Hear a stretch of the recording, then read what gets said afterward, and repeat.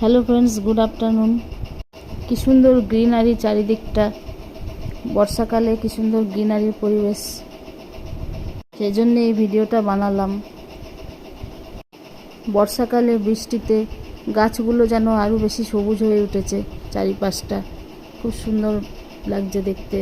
খুব সুন্দর, কি সুন্দর প্রাকৃতিক পরিবেশ। আমরা একটা পার্কে এসেছি, এই পার্কটায় আমরা মাঝে মাঝেই আসি।